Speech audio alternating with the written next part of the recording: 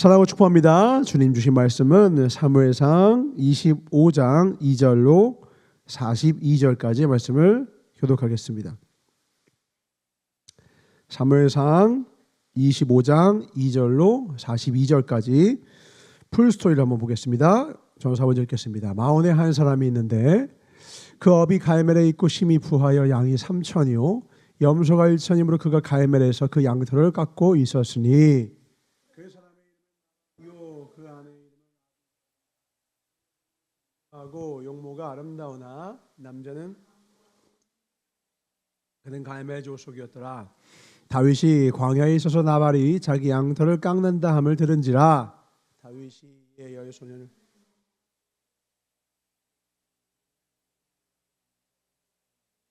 에게 문안하고 이같이 그 부하게 사는 자에게 이르기를 너는 평강하라 내 집도 평강하라 내 소유의 모든 것도 평강하라.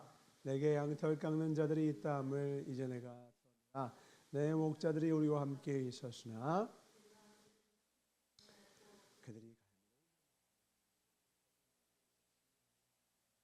내 소년들에게 물으면 그들이 내게 고하리라. 그런즉 내 소년들로 내게 은혜를 얻게 하라. 우리가 좋은 날에 왔은즉 내 손에 있는 대로 내 종들과 내 아들 다윗에게 주기를 원하노라 하더라.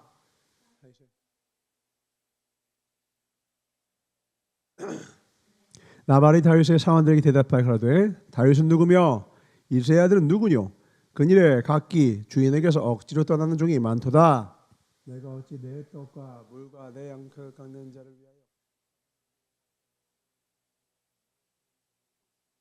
위하여 이에 다윗의 소년들이 돌이켜 자기 길로 행하여 돌아와서 이 모든 말로 그에게 고하매 너희는 각기 칼을 참에 다윗도 자기 200명의 소유물 곁에 있게 하니라. 소년 중 하나가 나발의 아내 아비가일에게 고하여 가로되 다윗이 우리 주인에게 문안하러 광야에서 사자들을 보내었거늘 주인이 그들을 수욕하였나이다.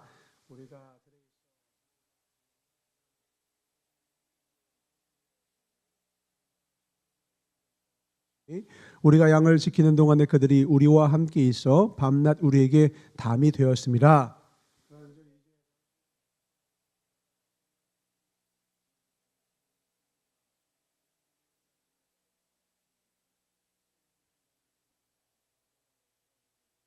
아비가일이 급히 떡 200덩이와 포도주 2가죽 부대와 잡아 준비한 양 5과 볶은 곡식 5세아와 건포도 100송이와 무화과 뭉치 200을 취하여 나귀들에게 싣고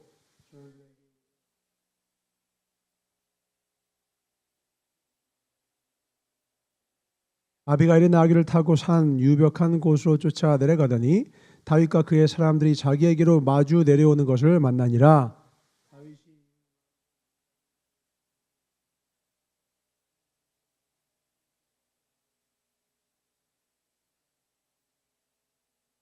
내가 그에게 속한 모든 것 중 한 남자라도 아침까지 남겨두면 하나님은 다윗에게 벌을 내리시고 또 내리시기를 원하노라 하였더라.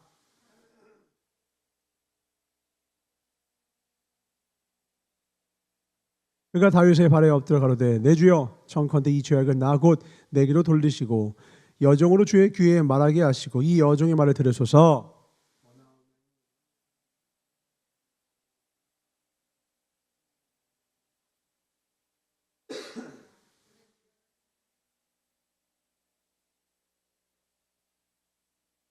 내 주여 여호와께서 사시고 내 주도 살아계시거니와 내 주의 손으로 피를 흘려 친히 보수하시는 이를 여호와께서 막으셨으니 내 주의 원수들과 내 주를 해하려 하는 자들은 나발과 같이 되기를 원하나이다.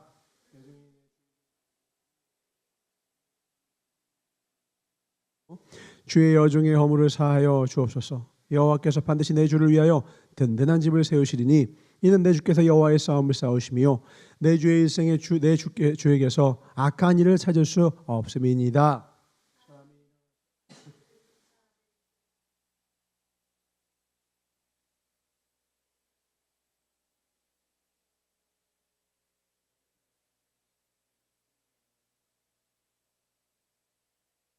여호와께서 내 주에 대하여 하신 말씀대로 모든 선을 내 주에게 행하사 내 주를 이스라엘의 지도자로 세우신 때에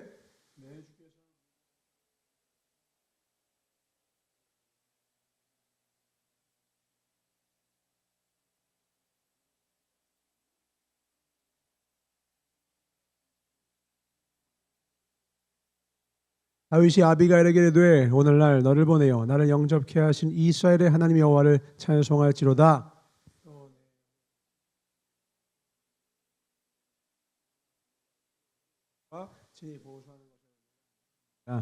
나를 막아 너를 해하지 않게 하신 이스라엘 하나님 여호와의 사시로 맹세하노니 내가 급히 와서 나를 영접지 아니하였다면 밝는 아침에는 과연 나발에게 한 남자도 남겨두지 아니하였으리라.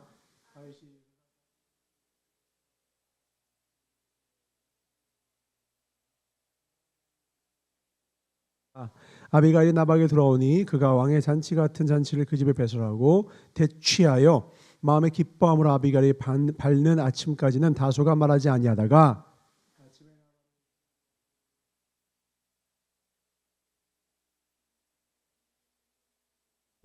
한 열흘 후에 여호와께서 나발을 치심에 그가 죽으니라.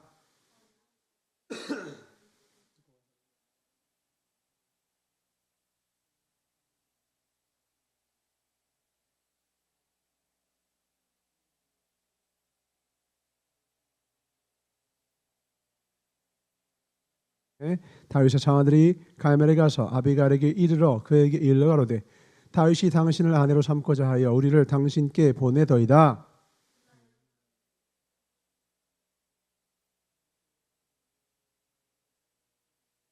같이 급히 일어나서 나귀를 타고 따르는 처녀 5과 함께 다윗의 사자들을 따라가서 다윗의 아내가 되니라. 아멘. 한 군데 더 봅니다. 사무엘상 18장 6절에서 10절입니다. 무리가 돌아올 때 곧 다윗이 블레셋 사람을 죽이고 돌아올 때에 여인들이 이스라엘 모든 성에서 나와서 노래하며 춤추며 소고와 경쇠를 가지고 왕 사울을 환영하는데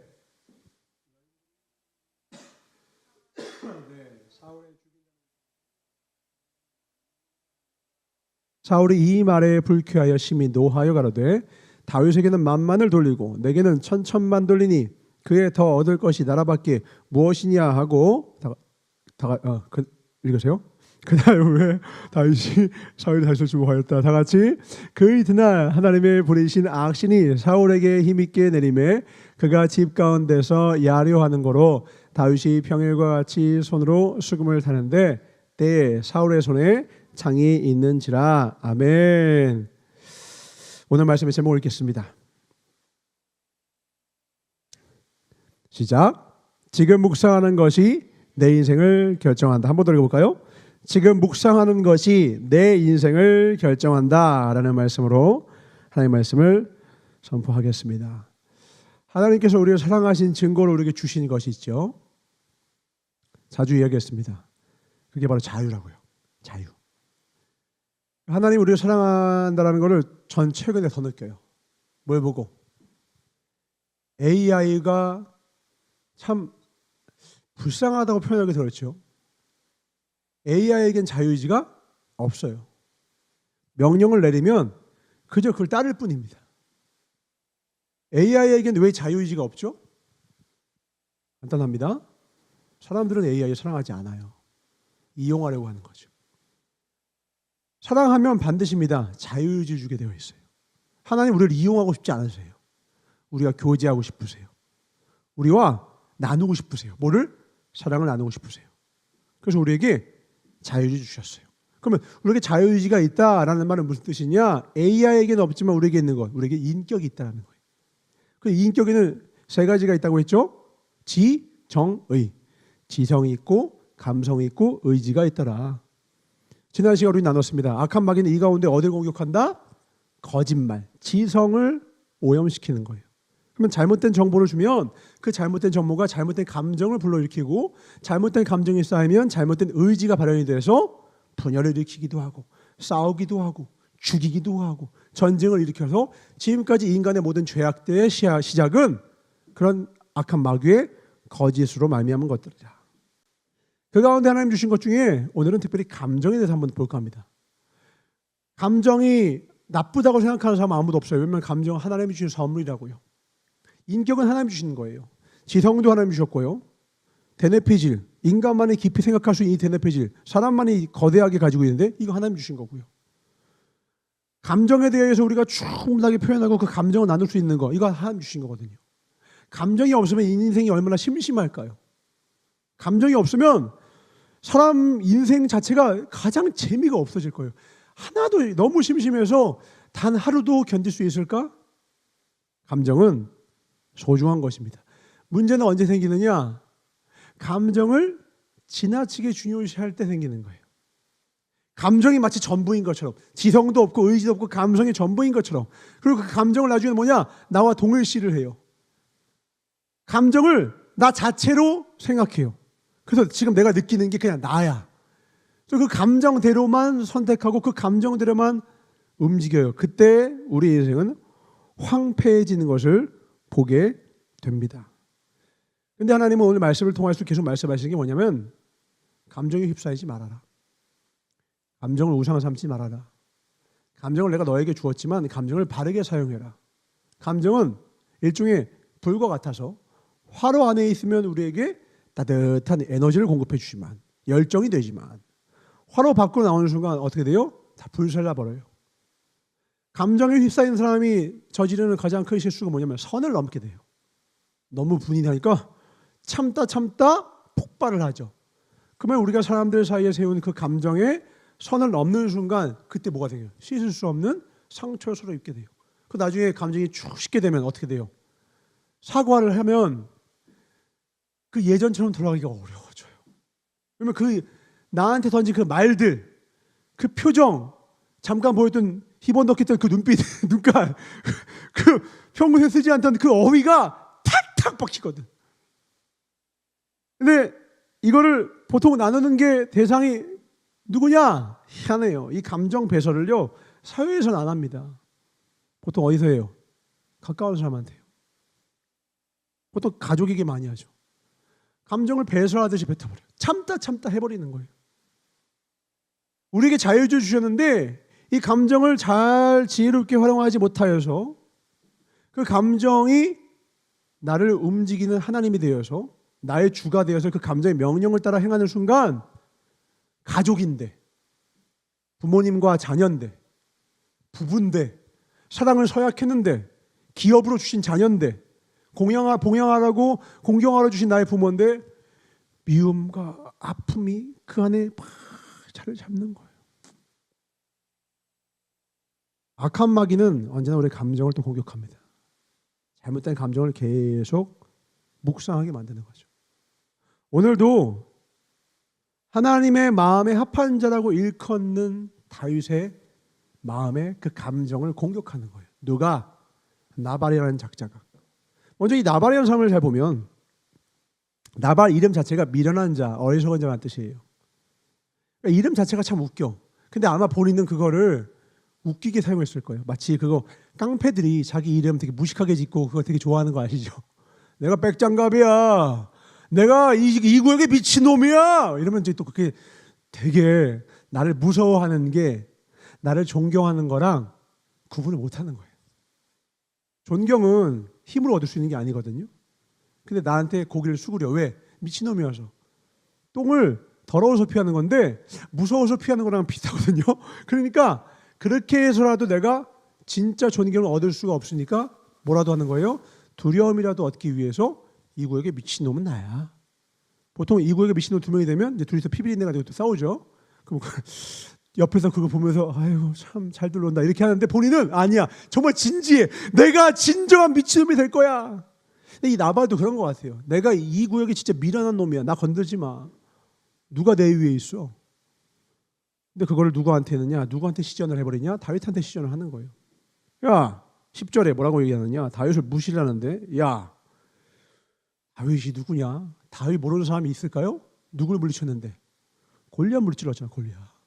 그러니까 이스라엘 경내에 다윗 모르는 사람 아무도 없다고. 그래서 지금 뭐야? 대놓고 무시하는 거예요. 야, 다윗이 누군데? 왜? 내가 이 구역의 통이야. 어쩌라고 이렇게 지금 나오는 거예요. 무식하니까. 근데 거기서 멈추지 않죠. 이 어리석음이 더 크게 합니다. 어디로 갑니까? 아버지까지 건드려요. 이세의 아들 뭔데? 뭐 그 아빠가 뭐 대단한 사람이야? 보통 부모님 공격하면 이거는 선을 넘는 거거든요. 이거 건들면 죽음을 목숨을 걸고 싸우자는 거거든요. 마지막에 뭐예요? 야, 그니래 주인에게서 억지를 떠나는 종이 많도다. 뭐야, 사울 배신자 아니야? 근데 사울 배신하는 게 아니라 반대잖아요. 사울이 죽이려고 해서 도망친 거잖아요. 그러니까 누명까지 뒤집어 씌우니 1, 2, 3 강냉이까지 다 부숴버리네. 다윗이 마음이 분합니다. 결국 뭐랍니까? 야, 칼 차라. 자기 밑에 있는 사람들한테 칼 차라. 들어가자. 저 죽이러 가자. 그 사단이 일어나고 마요. 근데 이 나발이라는 사람이 왜 이런 모습을 했느냐? 이 사람이 말하는 걸 보면 희한한 느낌이 있습니다. 한번 말을 들어볼까요? 이 사람이 뭐라고 얘기를 하느냐? 11절입니다. 나발이 이렇게 얘기해요. 내가 어찌 내 떡과 물과 내 양털 깎는 자를 위하여 잡은 고기를 가져 어디로 서인지 알지 못한 자에게 주겠느냐, 이렇게 얘기했는데, 이 원어에는 뭐라고 써 있느냐?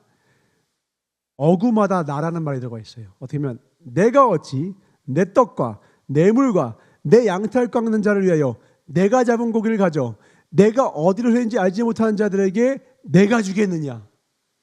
다 내가가 들어가요. 언어에는. 이거는 이제 우리말로 각색하면서 좀 너무 동의어가 반복이 되니까 뺀 거예요. 그러니까 나발은 어떤 사람이냐면 완전 나한테 사로잡혀 있는 사람이에요. 나한테 취한 거야. 왜? 이 구역에 힘이 있지, 능력이 있지, 예쁜 아내 있지. 자기는 이 세상에 가질 거 다 가졌어. 부족함이 없어. 중심이 뭐야? 중심축이 나예요. 중심축이 나니까 다른 말로 하면 메타인지가 안 되는 거야. 박살 난 거야. 이 이후에 마지막에 죽게 될 때도 어떻게 죽어요? 다윗이 칼을 차고 자기를 위해 죽이려고 했다는 걸 듣고서는 두려워서 죽는다고. 그러니까 그러면 내가 이렇게 다윗에게 얘기하면 다윗이 그렇게 할 줄 몰랐다라는 거야? 아니, 다윗이 자그마치 누구? 골리앗한테도 쫄지 않고 담대하며 나갔던 자인데 나발 자기가 모른다. 뭐라고?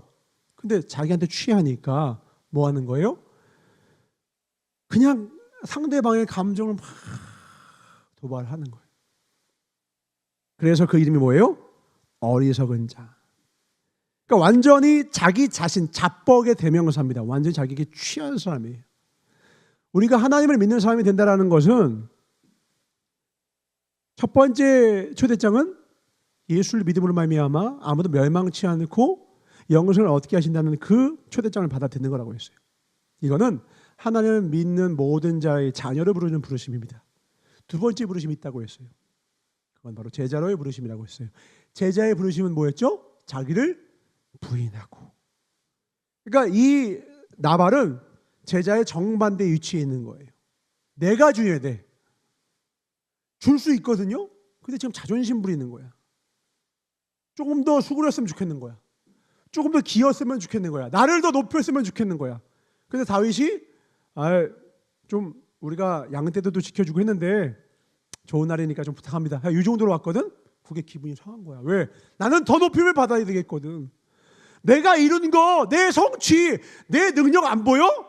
야, 내 거 받으려면 나한테 더 설설 기어야지. 지금 보면 다 내 것이고 다 내가 이뤘고 나한테 잘 보여야 되고 내 성취라 이거야. 내 소유라 이거야. 주인이 다 누구야? 나예요. 그러니까 내가 내 인생에 완전히 주인 돼서 완전히 자수성가. 제일 위험한 게 자수성가입니다. 그래서 하나님 믿는 사람이 자수성가하면 가장 위험한 신앙의 길에서 벗어나는 위험한 길을 걷게 될 수가 있어요. 오늘 이 나발이 그 길을 걷게 돼요.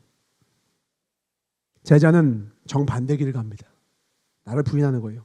우리 뭐라고 해요? 하나님이 하셨습니다. 뭐라고요? 하나님이 하셨습니다. 놀라운 일을 행한 다음에도 하나님이 하셨습니다. 그런 사람은 넘어지지 않아요. 무너지지 않아요. 목회자들이 언제 넘어지느냐? 목회가 잘 돼. 큰 교회를 이루어. 많은 성도들이 존경을 표해. 그때가 넘어지기 가장 좋을 때예요. 어딜 가든 대접을 받아.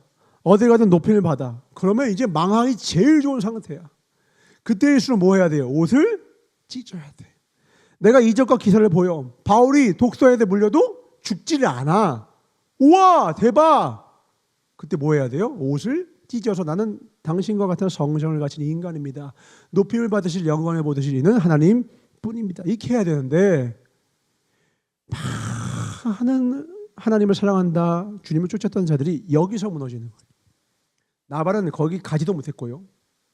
다윗은 감사하게도 그 길을 걷게 됩니다. 근데 다윗 하면 떠오르는 왕이 있죠. 대척점에 있는 왕 누구예요? 사울이에요. 사울은 그 길을 걷지 못해요. 사울한테는 뭐가 중요했습니까? 오늘 말씀을 보니까 사울은 다윗을 죽이려던 이유가 딱 하나예요. 뭐예요? 오늘 본문 말씀 보니까 7절에 보니까 여인들이 한마디 했어요. 뭐라고 했어요? 사울은 천천히요, 다윗은 만만입니다. 이 말을 듣고 8절에 뭐라고 합니까? 심히 불쾌하고 노했어요. 그리고 9절에 어떻게 합니까? 그날 후로 다윗을 주목하기 시작해요. 왜요? 지금 사울은 이 말만 묵상하고 있는 거예요. 뭐? 사울은 천천, 다윗은 만만? 그 다음 날도 밤새도록 왕이니까 시간이 많거든.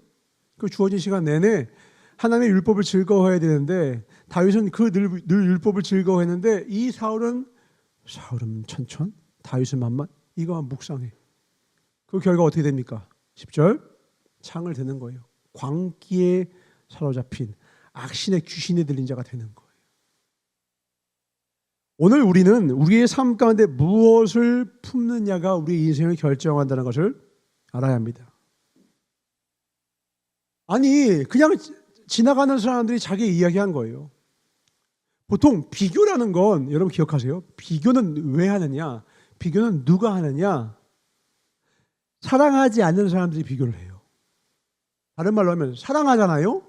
그 비교가 불가능해져요. 내 자녀를 사랑하게 되잖아요. 다른 자녀와 비교가 안 됩니다. 왜 그래요? 사랑이 뭔데요? 사랑이라는 것은 대상의 독특성을 인식하기 시작했다는 뜻이에요.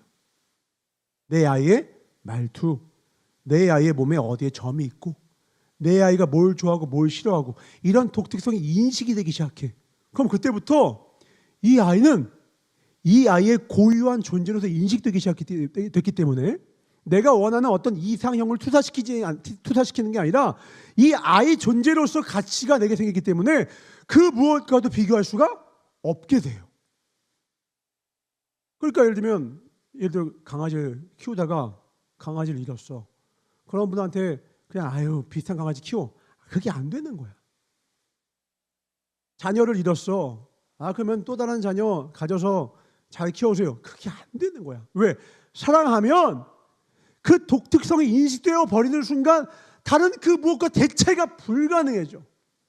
그러니까 누군가가 나를 다른 사람과 비교한다는 말은 두 가지 의미예요. 하나는 그 사람 나를 사랑하지 않는구나. 두 번째, 그 사람은 나를 잘 모른다는 뜻이에요. 나를 잘 알면 나를 사랑하게 되고, 나를 잘 알면 비교를 할 수가 없게 된다니까. 근데 나를 잘 알지도 못하는 사람의 말, 가치가 없는 말을 왜 가치를 두냐 이거야. 여러분 주변에 여러분에 대해서 누가 막 험담하거나 하잖아요. 가치를 둘 필요가 없어. 나를 잘 모르기 때문에 하는 말들이거든. 그러면 가치가 없는 말에는 가치를 두지 않는 것이 지혜입니다. 아멘. 많은 젊은 청년들이 그래요. 저는 인플루언서가 되고 싶습니다. 그래. 인플루언서의 숙명이 뭔 줄 알아요? 인플루언서는 100%입니다. 무조건입니다. 악플을 받습니다. 100%야. 피할 수가 없어. 인플루언서가 악플을 받지 않으려면 아까 말한 것처럼 나를 대하는 대중에게 사랑을 받아야 돼. 사랑을 받는다는 뜻은 무슨 말이냐? 나의 독특성이 완전히 인식이 돼야 된다고. 많은 시간이 필요하고 많은 교제가 필요하다고요. 대부분 거기까지 가기가 어려워. 내 이미지 중에 일부만 그냥 소모되고 끝날 뿐이에요. 내가 주는 몇 가지 재미, 내 말투, 내가 주는 여러 가지 자극들, 요 요소만 내게서 소모할 뿐이지 나라는 존재를 사랑하지 않거든. 많은 소비자들이, 많은 대중들이. 그러니까 많은 사람들은 나를 사랑하지 않는다고.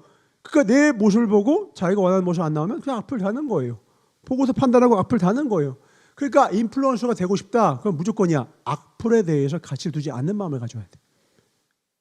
그리고 오히려요.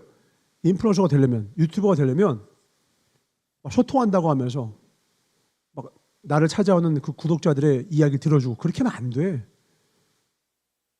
역으로 무시해야 돼. 그들 말 들어주면요 끝없이 요구해요. 그리고 오히려 중요한 건 뭐냐면 유튜버가 된다면 인플루언서가 되려고 하면 진실하게 그냥 내 모습으로 가야 돼. 애초부터 날 좋아할 사람만 좋아하게 해야 돼. 여러분 유튜버가 될 것도 아닌데 괜히 쓸데없는 얘기를 잠시 했습니다. 저는 얘기하고 싶은 건 뭐냐면 나를 사랑하지 않고 나를 잘 알지 못하는 사람의 이야기에 귀를 기울일 필요가 없다. 근데 사울은 그걸 묵상했다고요. 그래서 망한 거예요. 근데 하나님은 우리에게 뭘 묵상하라는 거야? 복 있는 사람은 뭘 묵상하라? 여호와의 율법을 묵상하라는 거예요. 내가 묵상하는 것이 내 인생을 결정하는데 사울은 다윗의 그리고 그 여자의 말들을 그 노래를 묵상하는 결과 이날 이후로 다윗에게 주목했다. 뭔 말이야? 남은 평생을 다윗 죽이는 데 인생을 써버려요. 그러니까 마귀가 우리 인생을 망가뜨리는 가장 좋은 방법은 뭐냐면 사명에서 눈을 돌리게 만드는 거거든. 사명에서 눈을 돌려서 쓸데없는 데다가 에너지, 우리의 물질과 시간과 에너지를 낭비시키는 거거든. 그거에 완벽하게 속은 사례가 사울이에요. 사울에게 기름 부으신 분이 누군데? 하나님이거든요. 근데 하나님의 일은 관심 없고 다윗만 죽이는 거예요. 감정 잘 써야 돼요. 그래서 화를 내야 될 땐 내야 되지만 쓸데없이 감정을 소모해서는 안 됩니다. 그래서 이렇게 말씀하십니다. 에베소서 4장 26절에 이렇게 말씀하시죠. 잘 아는 겁니다. 분을 내되 죄를 지을 정도로 세게 내지 말라는 거예요. 두 번째 단서가 또 있어요. 뭐야? 냈어? 해가 지도록 분을 뭐하지 말아라? 품지는 말아라. 잘 들으세요. 화가 났어. 화가 나. 사람이니까 화가 납니다. 새가 내 머리에 똥을 싸는 거 어쩔 수 없어요. 둥지를 틀지 못하게 하라고. 그날 이후로 그 분노를 품지 말라고. 그걸 가지고 삐져 있지 말라고. 승질내지 말라고. 왜? 그걸 품으면 내 인격이 상해. 그걸 품는 순간 내 의지가 잘못된 의지, 내가 꼬라지를 부린다고. 사랑하기에도 부족한 시간, 그 분을 품고 화를 품고 서운함을 품으면 관계가 틀어지는 거예요. 우리는 연약하기 때문에, 실수하기 때문에 우리는 다른 사람에게 이따금씩 분노를 내품게 만드는, 분노를 품게 만드는 행동을 할 수밖에 없는 연약한 존재임을 인정하자고. 내가 먼저 그런 존재임을 인정하세요. 그리고 상대도 그럴 때 너그러이 그 존재를 인정해 줘야 돼요. 물론 그 이후에 뻔뻔하면 쉽지 않은 문제가 되겠지만, 좋은 사람은 그런 부분에 대해서 이야기했을 때 미안해 하고 넘어가야 되는데 그거를 그냥 묵상해. 나한테 그렇게 얘기하겠어. 그럼 나중에 싸우면 그것도 긁어 넘어와서 3년치 쫙 파노라마 들어주면서 그동안 있었던 모든 전쟁과 싸움, 뭐 전쟁 1, 세계 전쟁 1, 세계 전쟁 2, 그냥 막 관계를 악한 마귀가 깨트립니다. 왜? 이게 27절에 뭐가 됩니까? 27절? 이게 마귀에게 틈이 된다고요. 우리가 품는 것이 하나님의 축복의 통로가 되기도 하고요. 내가 잘못 품은 감정 하나가 마귀의 저주가 내 인생에 들어오는 틈이 된다고. 문에 틈이 있으니까 옥상에 있던 독가스가, 유독가스가 침실로 들어와서 전사가 힘들었다고. 그 틈 하나 때문에 망하는 거야. 우리가 신앙생활 열심히 하잖아요. 그래도 우리가 주일날 이렇게 예배드리고 헌신하면 우리 정도면 그래도 열심히 하는 축에 속하잖아. 근데도 왜 인생이 망가져? 틈이 있으면 망가져요. 나 나름대로 하나님의 뜻대로 살려고 노력하는 것 같은데 잘 보세요. 틈이 있다고. 어떤 틈이야? 26절. 품고 있는 분이 있다고요. 품고 있는 잘못된 감정이 있다고요. 기억하세요. 그래서 저는 감정으로 살지 않고 사명으로 삽니다. 다시요. 크리스천은 감정으로 살지 않고 뭘로 산다? 사명으로 산다. 이 사명이 뭐예요? 사명은 심부름사의 목숨명자예요. 우리는 목숨을 걸 심부름이 있다는 거예요. 이 심부름은 누가 주신 심부름이야? 하나님의 심부름이에요. 이 하나님이 내게 맡겨주신 심부름에다가 내 목숨을 걸겠다라는 거예요. 그러면 중심축이 나에게서 어디로 이동하게 되느냐? 하나님께로 이끌게 돼요. 사명에 이끄는 삶이 되고요. 말씀이 이끄는 삶이 되고요. 더 이상 내 감정이, 내 인생을, 감정이 있다가 내 감정이 내 마음에서 일어나긴 하지만 절대로 내 삶을 이끌지 못합니다. 그걸 구체적으로 말하자면 어떻게 되느냐? 성령의 열매 가운데 절제 열매가 있죠. 감정이 생기는 건 어쩔 수 없는 거야. 서운함 생길 수 있어요. 분노 생기는 거 자연스러운 거야. 근데 그때 어떻게 되냐? 표현을 절제해야 돼. 다시 화가 나, 감정이 생겨. 근데 요즘 최근의 트렌드, 심리학의 트렌드 뭐냐면 다 표현해. 야 참지 마. 야 가서 질러. 카타르시스를 느껴. 욕해. 이게 최근의 흐름이에요. 감정을 정화시키래. 그렇게 하면은 될 거래. 우리의 인생의 목적이 감정 해소가 아니에요. 오히려 그렇게 해서 훨씬 많은 부분의 인생이 망가지고 황폐해지는 거예요. 또 감정 표현하려니까 대부분 어디 가서 할까요? 아빠한테 할까? 을한테 가서 할까? 을한테 가서 해. 나보다 약한 애, 부하 직원, 응? 그리고 또 사모님들 어디 가서 탁 가가지고 야! 너 지금 뭐 하는 거야? 남편한테 뺨 맞고 가가지고 명품샵 가가지고 너 내가 여기서 얼마나 그랬는지 알아? 그러면서 너 무릎 꿇어 이런 거 하는 거야. 백화점 가서. 또 부모면 자녀에게, 또 자녀면 내 이야기 잘 들어주는 엄마한테. 보통 아빠한테 못합니다. 아빠한테는 후드려 맞을 수 있으니까 보통 엄마가 잘 들어주거든. 그 엄마한테 막 말해. 그럼 뒤늦게 막 후회. 그러면 안 된다고. 표현을 절제해야 돼요. 최근에는 좀 무서워지는 게, 옛날에는 이렇게 감정을 절제하지 못하고 막 어디 가서 했던 게 중 하나가, 일본에서 이제 묻지마 살인이 많았거든. 요즘 한국에도 그래. 얼마 전에도 30대 남자가 여중생을 그냥 칼로 영상을 보다가 그냥 꺼버렸는데 막 섬찟하더라고. 만약에 마동석 지나갔으면 그렇게 못했다고. 비겁한 거잖아. 나보다 약한 자에게 감정을 절제하지 않으니까 그런 말도 안 되는 일들이 일어나는 거예요. 예수님이 직접 말씀하십니다. 마태복음 5장 22절입니다. 여기서 전사한테 꼭 하는 말들이 있었어요. 같이 읽어볼까요? 시작. 나는 너에게 이르노니 형제에게 노하는 자마다 심판을 받게 되고 형제를 대하여 라가라 하는 자는 공회에 잡히게 되고 미련한 놈이라 하는 자는 지옥불에 들어가게 되리라. 아멘. 전사가 예전에 막 하이라든지 막 주인한테 너 바보냐? 이렇게 하면 저 사람 이제 지옥 간다. 저한테 맨날 했던 말이었어요. 사과하세요. 라가라는 자는 미련한 자였으면 지옥불에 들어갑니다. 맨날 했던 말이 이 말씀이었죠. 근데 이 앞에 있는 말씀을 놓치는 게 있어요. 형제에게 노하는 자마다 심판을 받게 돼요. 그러니까 분노가 생길 수 있지만 이 감정을 절제하지 않는 것을 하나님이 기뻐하지 않는다. 감정을 내 마음대로 그냥 해소를 하기 위해서 카타르시스 느낄 정도로 팍 하면 그 순간 나는 좋아. 그러나 그것은 그 영혼을 사랑하는 게 아니게 돼요. 하나님은 그것을 막으시는 거예요. 우리의 주님은 그리스도십니다. 아멘이십니까? 감정이 주님이 아니야. 감정을 막 해소하면 안 돼. 그래, 얘도 말하잖아. 그래, 너도 잘 알고 있구나. 주는 그리스도시죠. 그리고 우리가 더 중요한 것은 감정을 우리가 절제해야 되는 이유는 우리에게 더 큰 사명이 있기 때문이라는 거예요. 우리의 목적이 사명에 있기 때문에 그 감정을 흔드는 것 따위에 우리 흔들리지 않겠다. 다윗이 감정을 흔든 적이 있었죠. 큰형 엘리압 이야기입니다. 사무엘상 17장 28절입니다. 다윗이 아버지의 심부름 때문에 도시락을 가지고 형한테 왔어요. 근데 얘기 들어보니까 저기는 저 멀대같이 큰 놈이 이스라엘과 이스라엘 하나님을 모욕하고 있는 거야. 그것 때문에 막 격분하고 있는데 그 형이 다윗에게 이렇게 말합니다. 10절 28절. 장형 엘리압이 다윗이 사람들에게 하는 말을 들은지라 그가 다윗에게 노를 바라야 되거든. 야, 네가 여기 왜 왔냐? 들에 있는 몇 양을 누구한테 맡겼냐? 나는 네 교만과 네 마음의 완악함을 아노니 너가 전쟁을 구경하러 왔도다. 야, 네가 여기 있을 것이 아니야. 네 빨리 가, 양이나 치러 가. 지금 무시하고 있는 거예요. 다윗은 이 말에 신경 썼을까 안 썼을까요? 다윗은 지금 골리앗한테 모든 걸 집중하는 거예요. 이 말을 무시해요.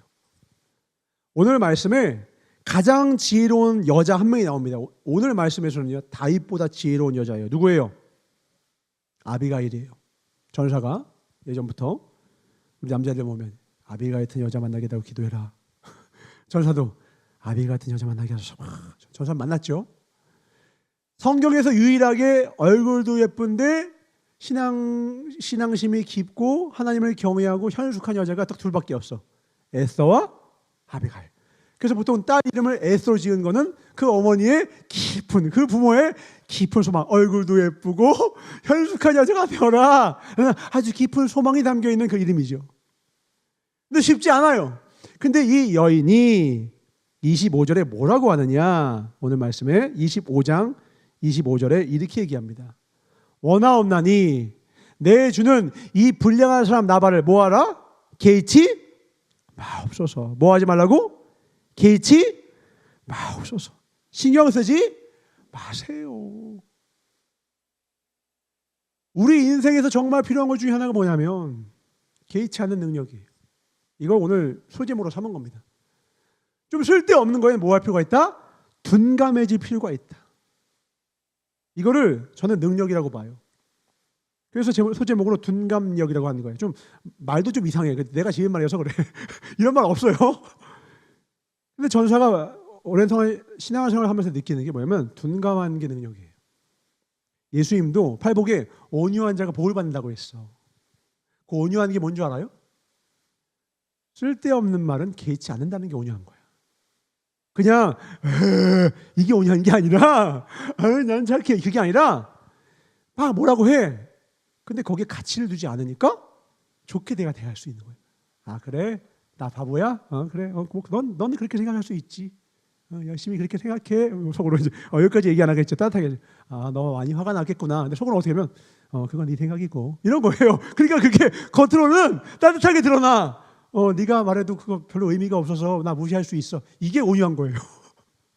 그 온유한 건 뭐냐면 정확하게 말하면 하나님께 집중하고 있다는 뜻이에요. 우리 어떤 거에 집중할 때 다른 사람 말 들려요, 안 들려요? 야, 왜?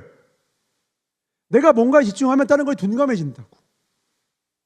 그러니까 내가 세상의 어떤 평가, 세상의 어떤 말들, 특히 목회자들이 희한한 게 뭐냐면 목회자가 막 잘 되잖아요. 갑자기 학벌에 대해서 열등감을 갖게 돼. 왜냐하면 성도들 가운데 막 박사학위 따는 사람들이 많거든. 그럼 그런 사람들이 막 전문 용어 막 쓰고 이렇게 하잖아. 그럼 갑자기 이 사람들에게 가르치려면 내가 더 배움이 깊어야 될 것 같고, 이 사람들 앞에 내가 뭐가 꿀리는 것 같고 막 이런 거야. 그럼 갑자기 목회 갑자기 안신년을 선포하고 갑자기 유학하러 가. 그리고 갔다 와서 이제 목회 망쳐요. 그게 목회 본질은 그게 아니거든. 목회자한테 제일 중요한 건 뭐예요?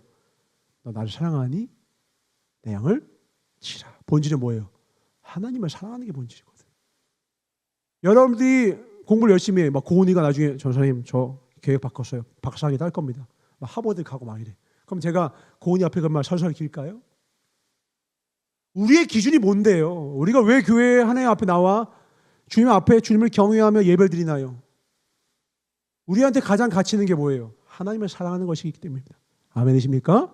여러분이 어떤 사람을 볼 때 그 사람의 가치를 여전히 세상적인 가치 기준으로 보잖아요. 그럼 여러분은 어떤 사람 앞에서 기가 죽을 거예요. 어떤 사람에게 시기 질투가 발동될 거예요. 어떤 사람을 보면서 내가 막 여러 가지 감정들이 자아내질 거예요. 그리고 어떤 사람 앞에서 또 예민해질 거예요. 왜요? 거기 열등감이 있다고. 아까 말한 것처럼 학벌에 열등감이 있어? 그러면 학벌에 대한 이야기만 나오면 갑자기 예민해진다고. 외적인 외모에 대한 열등감이 있어? 외모 이야기하면 갑자기 여드름 얘기하는데 누가 내 이야기해? 막 이렇게 된단 말이에요. 제가 그랬어요. 제가 옛날에 여드름이 아주 여기에 활화산이 가득했거든. 얼굴이 시뻘겠어. 그러니까 막 피부 얘기 나오면 내가 괜히 막 이랬단 말이야. 그러면서 내 얼굴 보면서 나는 왜 이렇게 얼굴이 검버섯일까? 왜 이렇게 난 얼굴이 막 이랬거든요. 그리고 전사가 이 가슴뼈가 기형이다 보니까 누가 근처에 와서 이게 툭 건드기만 하면 내가 막 예민하게 굴었단 말이에요. 내가 어떤 부분에 대해서 신경을 쓰고 있으면 그 부분을 조금만 건드려도 내가 예민해지는구나. 내가 어떤 분의 열등감을 느끼고 어떤 것에 내가 문제의식을 갖고 내가 어떤 것에 대해서 잘못했다고 느끼기 시작하면 그때부터 다른 사람과의 관계가 깨지더라고요. 죄의식과 악한 마귀가 주는 참소와 악한 마귀가 주는 넌 이게 부족해, 넌 이게 연약해 라고 하는 말에 귀를 기울이지 말라고. 하나님이 중요시 여기는 걸 중요시 여기기 주를 축원합니다. 아멘. 하나님이 가치 있게 보는 걸 가치 있게 봐야 돼요. 그래야 여러분이 자유를 얻는 거예요. 전사가 거기서 자유를 얻었어. 외모가 전부가 아니구나. 학벌이 전부가 아니구나. 사람이 보는 것이 중요한 것이 아니구나. 그걸 가진 자들이 얼마나 엉망으로 사는지를 오히려 더 많이 보게 돼요. 내가 봐야 될 건 그게 아니구나. 내가 진짜 소중히 여겨야 될 것은 그런 것들이 아니구나. 오늘 두 사람을 또 보려고 하는데 주님이 이건 좀 심했다 싶을 정도로 말씀하신 게 있어요. 에스겔에게 하신 말씀인데 한번 말씀 봅니다. 에스겔에서 24장 15절입니다. 15절부터 17절인데 이렇게 얘기하십니다. 주님이 좀 심한 말씀하세요. 에스겔에서 24장 15절 여호와의 말씀이 내게 임하여 가라사대 이런 말을 하십니다. 인자야 내가 내 눈에 기뻐하는 것을 한 번 쳐서 빼앗을 것이다. 그게 뭐냐? 아내예요. 너는 슬퍼하거나 울거나 눈물을 흘리거나 하지 말며 죽은 자들을 위하여 슬퍼하지 말고 조용히 탄식하며 수건으로 머리를 동이고 발에 신을 신고 입술을 가리지 말고 사람의 부유하는 식물을 먹지 말라 하신지라. 이게 뭔 말이냐? 그 다음날 이제 아내가 죽어요. 사람이 고통을 느끼는 가장 큰 것들을 순서로 넣은 것 중에 3위 안에 드는 게 뭐냐면 남자한테 아내가 죽는 거래요. 중년에 아내를 잃은 남자만큼 불행감을 크게 느끼는 사람이 없대요. 왜냐하면 아내가 그간 내 삶의 절반을 차지하면서 많은 부분 아내를 의지했고 아내가 채워준 것들 그것을 인하여서 내 삶이 유지됐던 것들 그 아내와 나눴던 공유했던 감정들이 인생의 중년이 되면 너무나도 많은 부분을 차지하기 때문에 그것을 잃는 순간 입는 타격이라는 것은 말로 상상할 수가 없다더라고요. 그 고통을 여러 가지 고통 중에 측량할 수 없는 고통을 넣었는데 그게 여자가 애를 낳는 고통보다도 위에 있었어요. 그 정도로 고통스러운 게 아내를 잃는 고통이라는 거예요. 근데 그 고통을 준 다음에 쉬 말하면 애도하지 말래요. 이거 좀 심한 거 아니에요? 사이코패스인가? 이유가 뭐냐? 이 뒤에 쭉 나오는 이유가 뭐냐면 이제 이 이후로 하나님이 바벨론을 들어서 이스라엘을 치실 거라는 거예요. 애도도 못하게 할 거야. 그때 하나님께서 장차 나라가 멸망한 이 이후에 개인적인 감정을 초월해서 내가 너에게 명한 말씀을 듣지 않았을 때 올 고통들에 대해서 어떻게 너희들이 살아야 될지를 네가 먼저 보이라는 거예요. 내가 너에게 했던 말들 듣지 못하고 놓쳤던 그 말들에 귀를 기울이는 모습을 네가 먼저 보이라는 거예요. 그러니까 주의 종이 어려운 게 이런 거겠죠. 그래서 먼저 아내를 먼저 잃게 하시고 막 애도를 안 하니까 사람들이 묻는 거예요. 야 에스겔 너 아내가 죽었는데 왜 그래? 물어보면 이렇게 대파라는 거예요. 장차 이 나라를 잃게 될 텐데 너희들도 애도조차 하지 못하게 될 때가 올 거야. 그러면서 하나님의 말씀을 전하는 도구로 이 에스겔의 슬픔을 활용하세요. 이걸 보면 이거 너무하신 거 아니야? 라고 인간의 중심의 입장 사고로 보면 그렇게 보이나 에스겔은 이걸 통하여 이스라엘을 건지기 원하는 거예요. 하나님 나라를 건지기 원하는 거예요. 비슷한 말씀이 레위기 21장에 나옵니다. 아론의 네 아들 이야기인데요. 레위기 21장 10절에 하나님이 대제사장에게 명령하신 말씀이 있습니다. 레위기 21장 10절. 자기 형제 중 관유로 부음을 받고 위임되어 예복을 입은 대제사장은 그 머리를 풀지 말며 그 옷을 찢지 마라. 여기서 풀지 말고 옷을 찢는 것은 보통 내가 사랑하는 가족을 잃었을 때에 그 슬픔을 표현하는 방식이었어요. 근데 그렇게 하지 말래. 그리고 실제로 이런 상황을 주셨죠. 레위기 10장 1절입니다. 10장 1절. 어떤 일입니까? 아론에게 아들이 4명이 있었습니다. 1번과 2번, 첫째 아들과 둘째가 나답과 아비후예요. 각기 향로를 가져다가 여호와의 명하시지 않는 다른 불을 담아 여호와 앞에 분향했어요. 그 결과 어떻게 됩니까? 2절. 불이 여호와 앞에서 나와 그들을 삼킴에 그들이 여호와 앞에서 죽어요. 그러면 큰 슬픔 가운데 괴로워야 되잖아요. 근데 6절에 뭐라고 하느냐? 이제 3번, 4번 아들입니다. 엘르아살과 이다말의 셋째 아들, 넷째 아들이에요. 너희는 머리를 풀거나 옷을 찢지 말고 너희 죽음은 면하고 여호와의 진노가 온 회중에게 미침을 면케하라. 오직 너희 형제 이스라엘 온 족속이 여호와의 치신 불로 인하여 슬퍼할 것이라.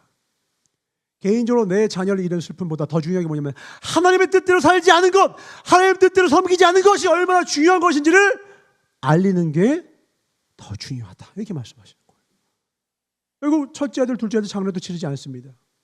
그리고 그 죽음을 애도하기보다 이들 죽음을 통하여 하나님의 뜻대로 살지 않은 것이 얼마나 무섭고 두려운 것인지를 깨달으라 하고 하나님의 뜻을 위한 도구로 사용하는 거예요. 우리가 슬픔조차 에스겔과 이 아론과 같이 아들을 잃고 아내를 잃은 슬픔조차도 주님은 어떻게 하나님의 선하신 뜻 안에 영혼을 건지는 도구로 쓰길 원하신다는 거예요. 우리가 살아가야 할 삶이 이런 삶이에요. 결국 영혼을 건지기 위해서라면 내 목숨도 내가 소중히 여기는 것일지라도 배설물로 여기겠다는 거예요. 내가 정말로 예민하게 여기는 건 내 죄이고, 내가 타인의 죄악에 대해서는, 다른 사람에 대해서는 둔감해지는 거예요.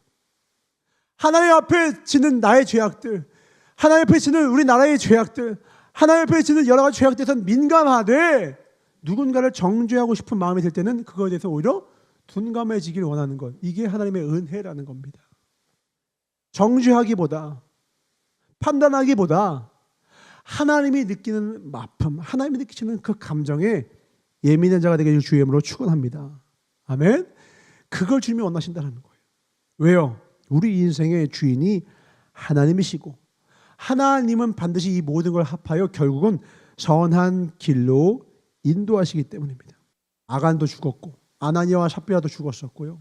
수많은 자들이 죽었지만 우리가 아간의 죽음을 슬퍼하지 않았듯이, 그 아간이 하나님의 언약의 약속을 어기고 자기가 원하는 것들을 취했을 때에 하나님 분노하셔서 그 전체 공동체를 죽인 것, 이것이 얼마나 큰 죄악인지 몰랐던 그 아간을 책망하셨다는 것처럼, 우리는 가끔 내가 너무 혼나, 그럼 그게 억울해. 내 인생의 징계가 와, 너무 억울해. 내 인생의 고난이 와, 억울해. 하나님한테 힐문하는 거예요. 토기장이한테 힐문하는 거예요. 토기장이가 뭐라는 거예요? 로마서에 내가 귀 있을 것과 천이 있을 것을 내가 지키더라는데 네가 어째 그걸 나한테 묻느뇨? 우리 인생의 감정이 주가 되면 하나님한테 힐문합니다. 주님, 저 너무 힘든데요? 지금 왜 저의 인생을 이렇게 만드세요? 주인이 바뀌었어요. 주님이 나의 주가 되신 게 아니라 내 감정이 주가 되고, 내 삶이 내 중심에 위치하는 순간 그때부터 어떻게 되냐면 자의식이 과대해져요. 자의식이 커져서 나는 절대 다른 사람한테 밑보이면 안 돼. 실수하면 안 돼. 그러면 그게 행복하느냐? 얼마나 예민하고 히스테리 부리고 피곤한 인생이 되는지 몰라. 자기도 피곤하고 옆에 있는 사람도 피곤해져요. 내가 그래봐서 알아. 그러면 감각이 예민한 게 복일까요? 저주일까요? 나는 힘들어. 저는 귀가 되게 예민하거든요. 소리 예민해. 그러면 귀에다가 잠잘 때 어떤 소리가 들리면은 귀에다가 그 3M 그 귀마개 꽂는다고. 그래도 그 미세하게 들려. 막 그것 때문에 막 살겠어. 잠을 자고 싶은데 그 작은 소리 때문에 잠을 못 자. 밖에 나가잖아요. 기도원 가잖아요. 그러면 그냥 자고 싶거든 나는. 다 잘 자. 근데 옆에 있는 전사님들이 그러면 그날 밤은 난 끝난 거야. 그러면 그 다음날 전사는 이제 다음 주 되면 어디 가요? 이제 기도원 갑니다. 목회자 세미나. 전사는 이 시간이 너무 행복한데 너무 괴로워. 너무 행복한 건 말씀을 들어서 행복한데 너무 괴로운 건 뭐냐면 이제 밤 되면 잠을 못 자거든. 그러면 이제 나는 이제 그날 밤은 끝난 거야. 그러면 전사 먼저 어떻게 하냐? 이불 싸매서 차에 가. 그럼 진짜 춥거든. 바들바들 떠는. 혹시 남은 방 없어요? 그러면 너무 괴로워. 쉬운 일이 아니야. 좋은 게 아니에요. 냄새 잘 맡으면 개코면 좋을까요? 안성재 셰프. 이분하게 이겼어요. 그럼 좋은 거 같죠? 그걸 돈 많이 버니까 좋은 거 같죠? 그 사람은요, 웬만한 음식에 만족을 못 해요. 근데 막 고기 막, 이거는 2풀입니다. 이건 3풀입니다. 이건 한우군요. 그게 아니라 콩고기 먹어도 고기인 줄 모르는 게 복인 거야. 이게 콩고기인지 그냥 고기인지도 구분이 안 되는 게 복이지. 먹자마자 이거는 뭐군요. 이건 이분하게 익잖아. 이러면 그게 축복이 아니라 오히려 그게 인생의 저주가 된다니까요. 재밌는 게 안과 의사가 우리 예림이도 했지만 라식과 라섹 수술을 하잖아요. 난 처음 알았어요. 시력을 1.0에서 1.2에 맞춘대요. 근데 1.5, 2.0으로 맞출 수가 있대. 근데 그렇게 안 한대. 왜 그런 줄 알아요? 그러면은 너무 잘 보여서 피곤해진대요. 이게 난 표현이 재밌더라고. 뭐냐면 이렇게 표현하더라고. 그 안과 의사가. 눈이 나쁘면 안경을 쓰면 되지만 눈이 너무 좋으면 답이 없습니다. 웃기지. 우리는 좋으면 좋은 것 같잖아. 그게 아니라 저 구석에 있는 이물질 하나하나가 다 보이는 거야. 여자들 곤충 싫어하잖아. 저기 있는 요만한 바퀴벌레부터 요만한 거미까지 다 보이는 거야. 남의 단점 다 보이는 거야. 선악과가 무슨 일을 했어요? 눈이 밝아졌다고. 내 약점, 다른 사람의 단점이 다 보이는 거야. 그러니까 정죄해버리는 거야. 판단해버리는 거야. 뭐가 복이라고? 둔감한 게 복이다. 뭐가 복이라고요? 하나님께 집중하는 것이 복인 줄 믿으시기 바랍니다. 아멘. 하나님께 집중하는 게 복이라는 거야. 그러니까 우리가 세상에 너무 예민해. 옛날 사도 바울도 그래서 옛날에 내가 잘 나갈 때는 학벌 좋게 알고 가말리엘에 들어갔고 내가 로마 시민권도 좋았고, 근데 나중에는 하나님 앞에 와서 하나님께 집중하니까 뭐래요? 에베소서, 빌립보서 3장 7절 사도 바울이 이렇게 고백하잖아요. 7절 8절 내가 유익하던 것을 다 해로 여긴대. 배설물로 여긴대. 모든 것을 해로 여김은 내 주 예수 그리스도를 아는 지식이 가장 고상함을 인함이다. 내가 그를 위하여 모든 것을 잃어버리고 배설물로 여김은 그리스도를 얻겠다고요. 세상에 높아지라고 또 내가 예민했던 것들이에요. 다른 말로 하면 내가 신경 쓰고 내가 목표로 삼았던 것들, 내가 예민하게 굴었던 것들 다 배설물로 여겼대. 그리고 자유를 얻은 거야. 진짜 소중한 게 뭔지 깨달은 거예요. 진짜 중요한 게 뭔지를 깨달은 거예요. 거기에 집중하는 거예요. 그리고 나서 자유를 얻는 거예요. 그리고 나서 능력을 얻게 됩니다. 층간소음 때문에 얼마나 많은 사람들이 싸우고 법적 분쟁을 일으키고 하면, 물론 진짜 쿵쾅쿵하면 문제가 되지만 그냥 가볍게 걷는 것도 어떤 사람한테는 그게 고통이 될 수 있잖아요. 예민한 게 복이 아니더라고. 천사가 러비 강아지를 키우잖아요. 근데 러비 밥 줄 때마다 괴로워요. 왜인지 궁금한 사람들은 절 따라오세요. 밥 냄새가요, 그냥 똥 냄새야. 내가 그래서 깨달았어. 예림이가 비염이 심하거든. 비염이 복이더라는 거야. 나는 내가 최근에 비염이 나았거든. 그래서 너무 자유롭다. 에코가 되니까 이 똥 냄새 때문에 막 내가 힘들어. 그래서 요즘에는 벨피한테 밥 주러 갑니다. 너무 힘들어. 열자마자 우와! 힘든데 감당을 내가 못하겠어. 예림이의 비염이 복이야. 지금 봐봐, 목소리가 비염 밑에 있잖아. 이 비염 목소리거든. 비염이 진짜 복이라니까. 그래서 어떤 사람이 너무 개코잖아. 그러면 그 사람은 기도하는 게 나. 주님 저에게 비염을 주시옵소서. 어떤 사람은 막 미래가 혀가 너무 예민해. 예를 들면 여러분들이 막 아내가 됐어. 남편한테 밥을 해줬는데 막 자꾸 막 까다롭게 굴어? 그럼 기도하면 돼. 미래를 마비시켜 주시옵소서. 둔감한 능력을 주시옵소서. 그러면 야, 뭘 줘도 맛있다 콤쩍콤쩍 그렇게 먹을 수 있게 돼. 그럼 뭐가 된 줄 알아요? 가정에 평화가 와요. 전사가 힘들었던 게 뭐냐면 전사가 맛에 되게 예민하거든. 이거 하나 뭐 저거 하나. 다행히 예레미가 음식을 잘해서 망정이지, 그러지 않았으면 전사는 지금도 가정에 평화가 없었을 거예요. 둔감한 게 은혜가 되더라. 둔감한 건 어떤 것에 대해서 내가 예민하지 않음이 아니라 정말 중요한 것에 집중하고 있다는 거예요. 오늘 사울은 여자의 음성에 주의를 기울였고, 오늘 다윗도 뭐? 다시 얘기해봐라. 그러면 또 그럴까요? 첫 번째는 그 다윗이 누구냐고 했고요. 둘째는요, 이새의 아들 누구냐고 했고요. 셋째는요, 다시 얘기해봐. 칼 들어! 이렇게 된 거예요.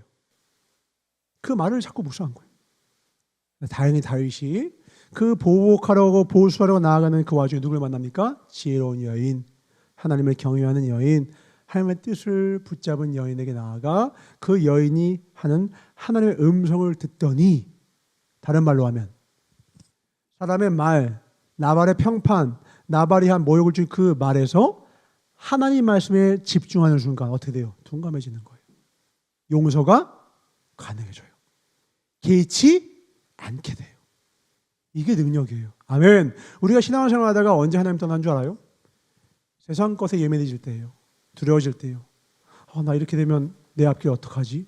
돈도 얼마 없고, 나 직장도, 내 앞으로 AI가 나보다 훨씬 똑똑하네. 우리 큰일 났다. 막 별별 생각이 다 꼬리에 꼬리를 물면 꼬꼬무를 내 혼자서 막 방향을 하잖아요. 그러면 하나님의 말씀은 뒷전에 있고 그것이 내 머리에서 방향이 되는 순간 나는 그때부터 쓸모없는, 쓸데없는, 가치없는 감정들이 내 삶을 확 사로잡아요. 전사가 미래에 대하여, 경제에 대하여, 사회에 대하여, 정치에 대하여 많은 것들을 들으면 그게 도움이 될 때도 있지만 어떨 때 재앙이 되느냐? 이것 때문에 걱정과 근심이 한움큼, 이만큼 생기더라는 거야. 그래서 어느 날은 내가 감당할 수 없을 만큼의 많은 걸 알게 될 때는요. 전도서도 말하잖아요. 너무 많이 하는 것이 복이 되지 않는다. 그러면 그때도 전사가 어떻게 하냐면 한동안 그 채널을 안 봐요. 아, 이건 내 감당할 수 있는 수준을 넘어섰다. 내 감정에 효용할 수 있는 그 범위를 넘어섰다. 평안을 깬다? 그러면 그걸 잠시 안 봐요. 그리고 그 다음에 어떻게 해요?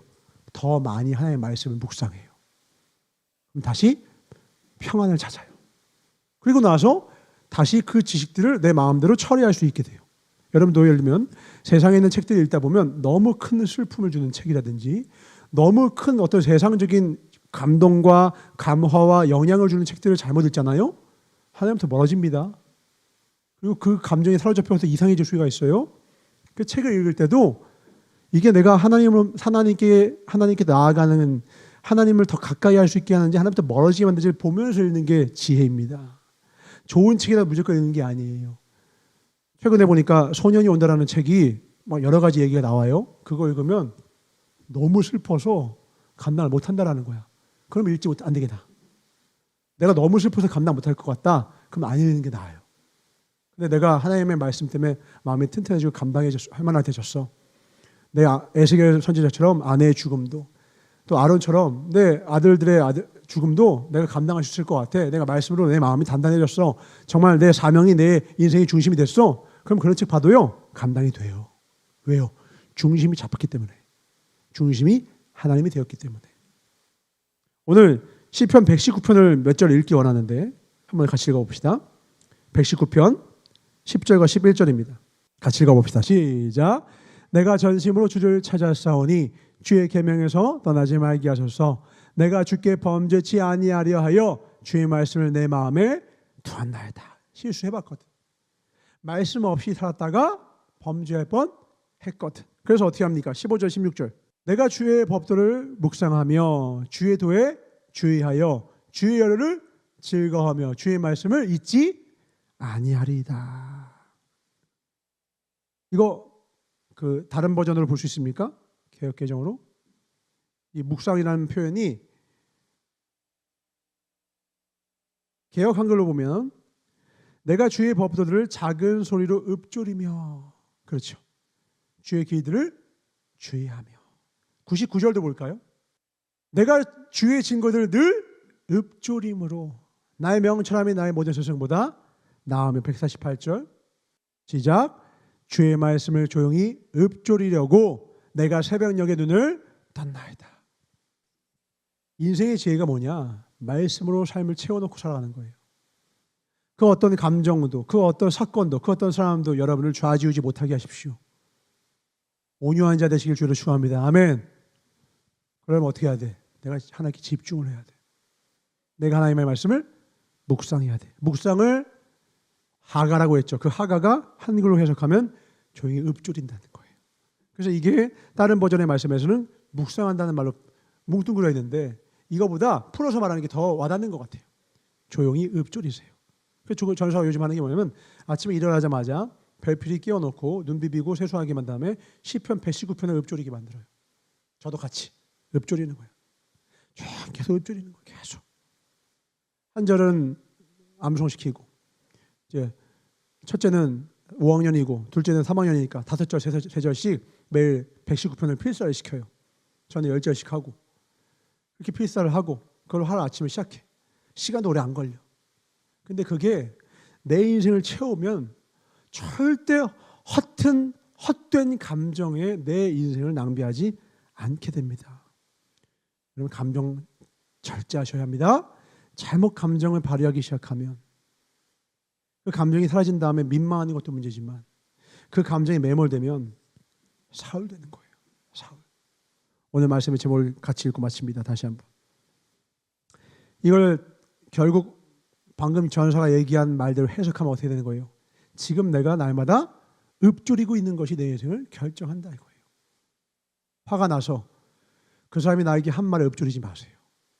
그 사람이 날 모욕한 말에 읊조리지 마. 뭐? 나한테 뭐라고? 영화 보면 그렇게 하잖아. 뭐라고? 나한테 뭐? 그렇게 하지 마시고요. 하나님의 말씀을, 악독을 낳는 말들을 묵상하지 말고 축복을 낳는 말들을 묵상하세요. 나를 저주하는 말들을 묵상하지 말고 나를 복되게 하시는 하나님의 말씀을 묵상하세요. 그것이 복 있는 자의 유일한 길인 줄 믿으시기 바랍니다. 내가 내려오니까 마지막 결론 어떻게 됩니까? 열흘 후에 다윗이 딱 내려놓으니까 하나님이 심판하시잖아요. 오늘 이 말씀 읽고 마칩니다. 로마서 12장 19절부터 21절입니다. 다윗이 이 말씀을 기억한 거죠. 3절 같이 읽읍시다. 시작. 내 사랑하는 자들아 너희가 친히 원수를 갚지 말고 하나님의 진노하심에 맡기라. 기록되었으되 원수 갚는 것이 내게 있으니 내가 갚으리라고 주께서 말씀하시니라. 내 원수가 줄이거든 먹이고 목마르거든 마시게 하라. 그리함으로 내가 숯불을 그 머리에 쌓아 놓으리라. 악에게 지지 말고 선으로 악을 이기라. 아멘. 여기서 20절 보고 말해요. 저 사람 이게 어떻게 가능해요? 오늘 말씀을 들은 사람은 이제 방법을 알겠죠? 그걸 묵상 안 하면 이게 돼요. 그걸 묵상하는 사람은 절대 이거 할 수가, 이걸 불순종할 수밖에 없어. 왜? 그게 너무 기억에 생생하거든. 근데 하나님의 말씀만 계속 묵상하면 우리 뇌는요, 우리의 해마는 저장 공간이 아주 근자에 내가 자주 보는 것들로만 채워지게 돼요. 그러니까 내가 하나님의 말씀을 계속 묵상하잖아. 그게 우선순위에서 밀리면서 그걸 잊어버리게 돼. 그래서 가끔 민망한 일이 생기죠.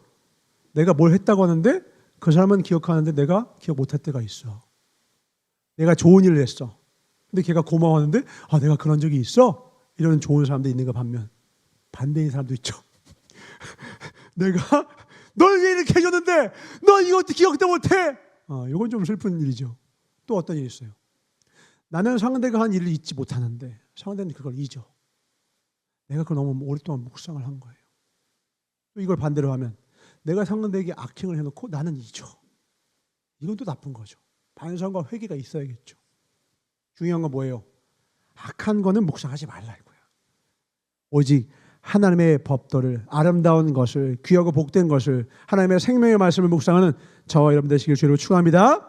이 시간 우리 기도할 때에 나 자신만 묵상했던 나발의 삶이 아니라 나발의 그 쓰레기 같은 말을 묵상했다가 넘어질 뻔했던 다윗이 아니라 아녀자들의 노래를 묵상하다가 인생을 그르친 사울이 아니라 결국 하나님의 말씀을 붙잡아서 그 나발 같은 남편과 살았어도 평안함 가운데 지혜로운 기질 발휘했던 아비가일, 그리고 그 하나님의 말씀을 붙들고 사는 그 선한 영향력으로 정신을 차리고 하나님의 말씀을 묵상함으로 나발을 용서하고 하나님께 원수 갚는 맡겼던 다윗처럼 여러분 삶에 앞으로 어떤 일이 생길지 저는 모르겠어요.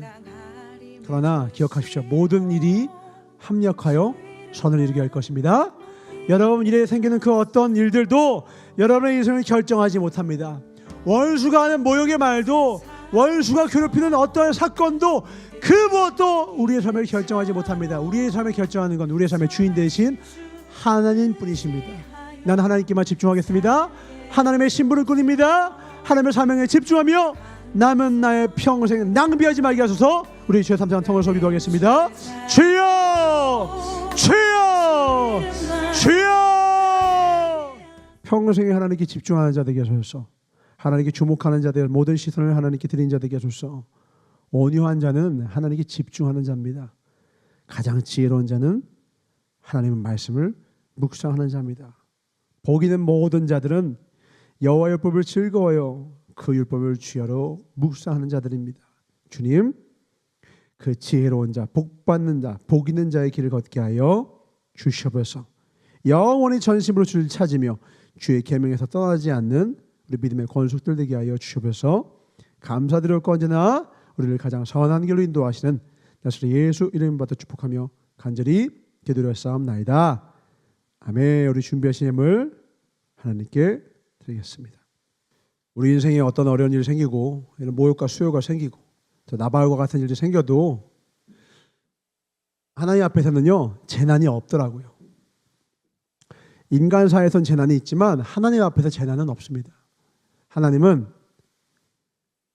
그 모든 일에 선한 뜻을 가지고 행하시기 때문에 결국 해답은 하나님께 있고 하나님 안에 거하면 재난 같아 보이는 그것이 오히려 복이라는 거 알아요. 제가 최근에 어떤 유튜버들을 보면 하나님 믿는 사람 많이 있는데 성경 얘기를 하더라고. 뭐 어떻게 얘기하느냐? 여러분, 복 속에 저주의 씨앗이 있고 저주 같아 보이고 고통 같아 보이는 그 안에 복이 숨어 있어요. 이렇게 얘기하는데 나 깜짝 놀라서 난 하나님 믿는 사람인 줄 알았다니까. 본인이 여러 가지 어려운 일을 겪은 사람의 이야기야. 자기는 그 어려움이 자기 인생의 가장 큰 해악인 줄 알았대. 근데 그걸 때문에 자기가 이렇게 한 이후에 자기 삶이 오히려 도리어 열리다는 거야. 그리고 자기는 복인 줄 알았대. 그래서 그걸 기뻐했는데 나중에 이것 때문에 얼마나 큰 고생을 했는지 모른다는 거야.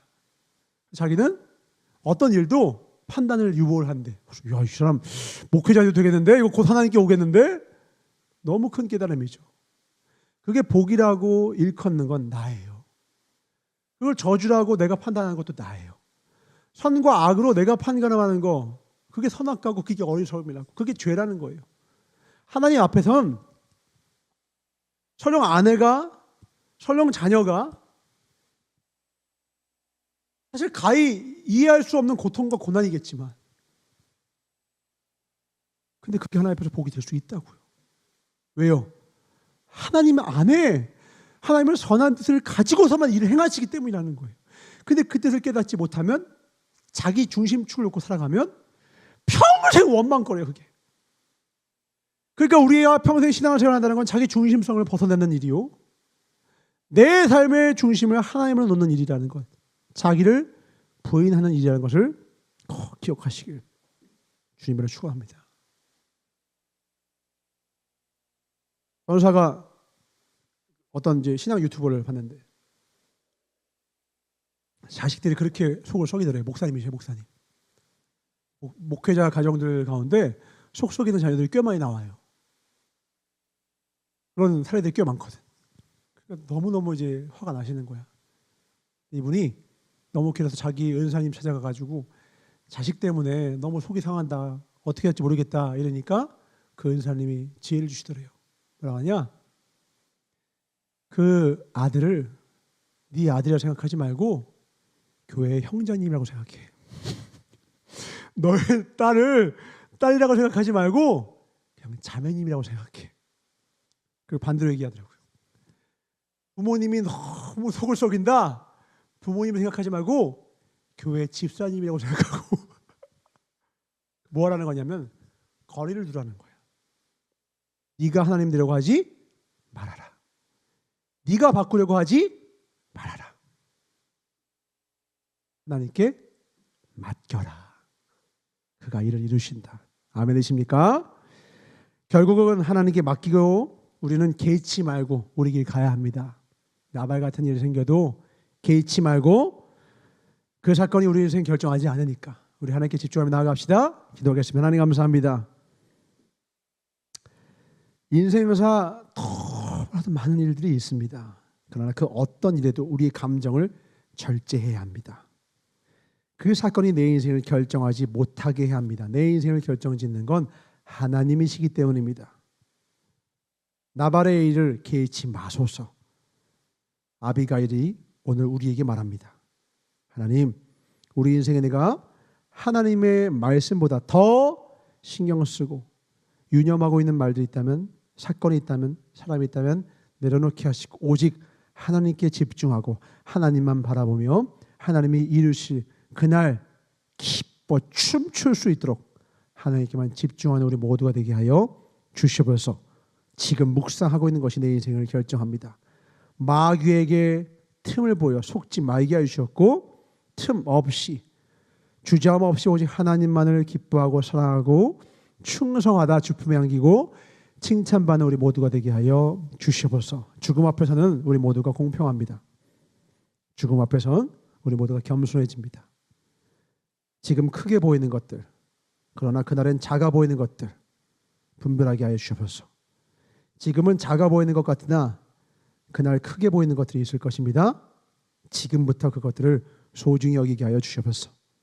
이 지혜를 주심을 감사하고 오직 가장 소중한 것 하나님의 생명의 말씀임을 오늘 우리 모두에게 가르쳐 주시고 그것을 묵상함으로 우리 인생을 가장 선한 길로 인도하기를 원하시는 나사렛 예수 이름 받아 축복하며 간절히 기도드렸사옵나이다.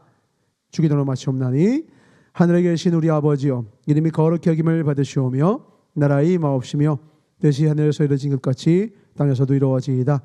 오늘날 우리에게 일용할 양식을 주옵시고 우리가 우리에게 죄 지은 자를 사하여 준 것 같이 우리의 죄를 사하여 주옵시고 우리를 시험에 들게 하지 마옵시며 다만 악에서 구하옵소서. 나라와 권세와 영광이 아버지께 영원히 있사옵나이다. 아멘. 우리를 위하여 지금도 일하고 계신 주님, 주님을 신뢰하고 주님을 믿고 주님을 따라가며 모든 것을 믿고 모든 것을 견디고 모든 것을 참으며 우리 믿음과 사랑의 동조 되게 하여 주시옵소서. 우리를 위하여 일하고 계신 하나님께 박수를 드리겠습니다. 하나님 감사합니다.